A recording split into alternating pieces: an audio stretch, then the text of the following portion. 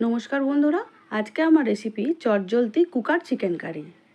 ধরো তোমার হাতে সময় খুব কম, একদম টাইম হচ্ছে না রান্না করার, বা হঠাৎ করে কোনো অতিথি চলে এলো, তুমি এইভাবে চটজলদি কুকারের মধ্যে রান্না করে দেখো, দারুণ হয় চিকেনটা খেতে। আমি এখানে বোনলেস চিকেন নিয়েছি আর ছোট ছোট করে কেটে পরিষ্কার করে ধুয়ে নিয়েছিলাম। এবারে কুকারের মধ্যে তেল দিয়ে দিলাম খানিকটা, আর আলুও ঠিক ছোট ছোট করেই কেটে নিয়েছি। আলু আর চিকেন কুকারের মধ্যে দিয়ে দিলাম। দুটো পেঁয়াজকে ছোট ছোট করে কেটে রেখেছিলাম, সেই পেঁয়াজ কুচিগুলো তুলে দিচ্ছি। আর দিয়ে দিচ্ছি একটা টমেটো, সেটাও ছোট করে কেটে রেখেছিলাম, সেগুলোর মধ্যে দিয়ে দিচ্ছি। এবারে সমস্ত মশলা আমি এক এক করে এই কুকারের মধ্যেই দিতে থাকবো।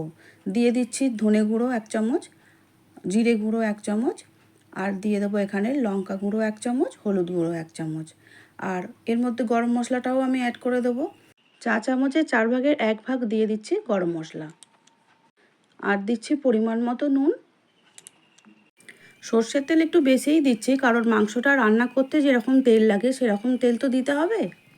এবারে দিয়ে দিচ্ছি গ্রেট করে রাখা আদা আর রসুন, আর কিছু গোটা রসুনও আমি এর মধ্যে অ্যাড করে দেব।